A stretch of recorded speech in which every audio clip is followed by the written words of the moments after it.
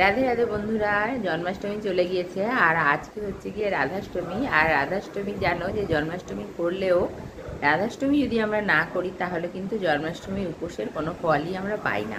তাই আজকে জন্মাষ্টমী করব, আর কিভাবে করব আমি অল্পের মধ্যে সেটাই তোমাদের কাছে দেখাবো। চলো দেখো, এই হচ্ছে গিয়ে গাটি কচু পিস পিস করে কেটে নিয়েছি, ছুলে নিয়ে আগে। আর এই হচ্ছে গিয়ে পোলাও করছি, পোলাও দেবো। গাটি কচুটা সেদ্ধ হতে বসিয়ে দিয়েছি। আজকের দিনে যেহেতু 12টায় জন্ম, এই জন্য ভাত ভোগ দেওয়া যায়, আর ভাত ভোগ আমি তাই ভাবলাম একটু পোলাও করে দিই। পোলাও একটু হলুদটা কম হয়ে গিয়েছে, যাই হোক। আর এই দেখো, রাধারানী কিন্তু এই স্থলপদ্ম না দিলে কিন্তু পুজো হয় না। কারণ হচ্ছে নাকি যে রাধারানী যখন জন্ম নেয় তখন রাধারানীর জন্ম এই স্থলপদ্মে, মানে জন্ম বলতে রাধারানী স্থলপদ্মের মধ্যেই শুয়ে ভেসে ভেসে এসেছিল হচ্ছে গিয়ে তার বাবা বিশ্বভানুর কাছে। এবং তারা দেখে এই স্থলপদ্ম থেকেই কিন্তু জলপদ্মের থেকেই কিন্তু রাধারানীকে তুলে নেয়, এটাই আমরা গল্পে জানি।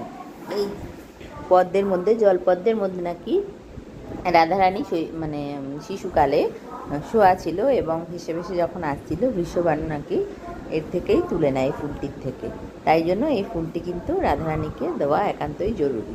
আর এই দেখো, এখন হচ্ছে গিয়ে পঞ্চামৃত দিয়ে আমার যে রাধাকৃষ্ণর চিত্রপট আছে সেটাতে আমি স্নান করিয়ে দেব।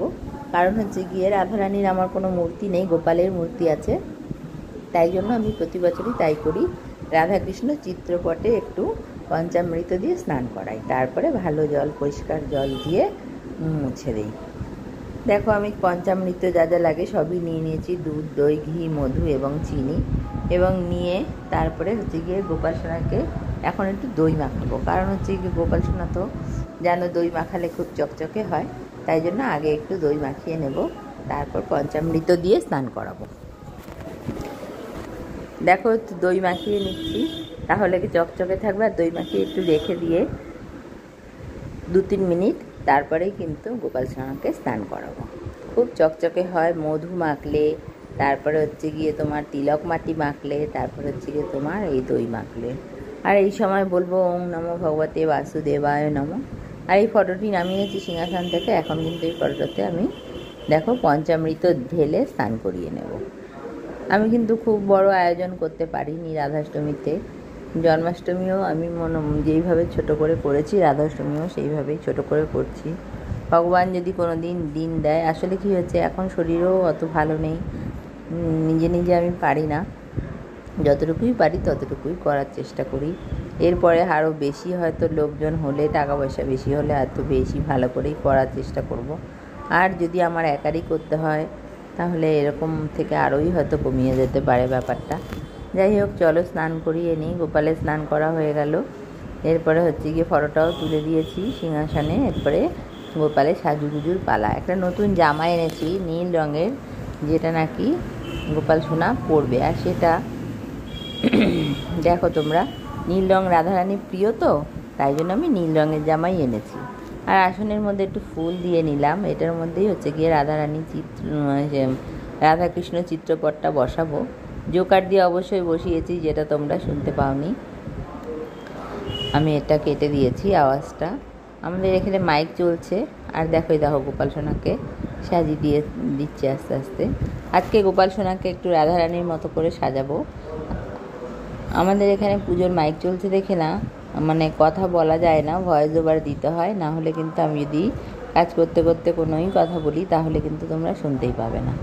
যাই হোক, চলো দেখো, গোপাল সোনাকে আমি যতটুকু করে পারলাম আমার মতো করে গোপাল সোনাকে রাধারানী সাজিয়ে দিলাম। ভালো লাগছে গোপাল সোনাকে।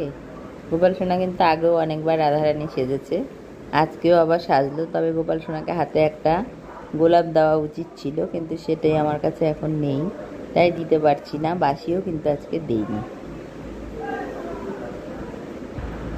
দেখো, একে একে আমি ভোগগুলো সাজিয়ে দিচ্ছি। পোলাও, গাটি কচুর তরকারি, সিমুয়ের পায়েস, আর একটু মিষ্টি আনবো, আর 3 রকম ফল এনেছি। আতা, যেটার মধ্যে মাস্ট। আতা কিন্তু মানে এই আজকে রাধাষ্টমী পূজায় আতা দেওয়াটা খুব জরুরি। তাই জন্যই আতার একটা গল্প আছে, যদিও বা আমি জানি না। সীতা মা এর সময় আতা ফল আর কি, মানে রামের মনে হয় খিদে পেয়েছিল খুব, তখন কোনোই ফল পাওয়া যায়নি, শুধু আতা ফলই পাওয়া গিয়েছিল সামনে। তখন মনে হয় সীতা মা এই আতা ফলটি কিনে পেড়ে নিয়ে রামকে দেয়। এটা একটা ভালো গল্প আছে, আমি পুরোটা জানি না, যদি কখনো আমি জানতে পারি তোমাদের জানো, বা তোমাদের যদি কারোর জানা থাকে তাহলে তোমরা আমাকে প্লিজ জানিও। আর এই দেখো ভোগ নিবেদন করলাম, গুরু নাম জপ করে নিয়েছি আগে ভোগ ধরে। এরপরে কিন্তু আমি রাধারানীকে আর শ্রীকৃষ্ণকে আমি ভোগ খাইয়ে দিচ্ছি এবং গোপাল সোনাদেরও খাইয়ে দিচ্ছি। আমার কিন্তু দুটো গোপাল সোনা, একটা হচ্ছে গিয়ে এই যে ছোটো গোপাল সোনা সাজুগুজু করিয়ে বসিয়েছি, আর একটা হচ্ছে প্যারিসের না কি বলে ওই জিনিসের গোপাল সোনা, ওটা আমি ভিডিও করার জন্য এনেছিলাম, যদিও ভিডিও সেইভাবে করা এখনও হয়ে ওঠেনি। হ্যাঁ, তাই জন্য আর কি সিংহাসনেই থাকেও, পুজো দিয়ে আবার নামিয়ে নেব ভেবেছে, কিন্তু সেইভাবে এখনও ভিডিও করা হয়ে ওঠেনি। যাই হোক, দেখো আমি ভোগ সব একে একে সবই মোটামুটি আমি গোপাল সোনাই, দেখো আমার সেই গোপাল সোনাটা খাইয়ে দিলাম। এরপর বলবো তারা নিজেরা ভোগ গ্রহণ করতে। এই দেখো মিষ্টি দিয়েছিলাম, নাড়ু দিয়েছিলাম, সেটাও একটু খাওয়াচ্ছি। রাধে রাধে, তোমরা সবাই ভালো থেকো।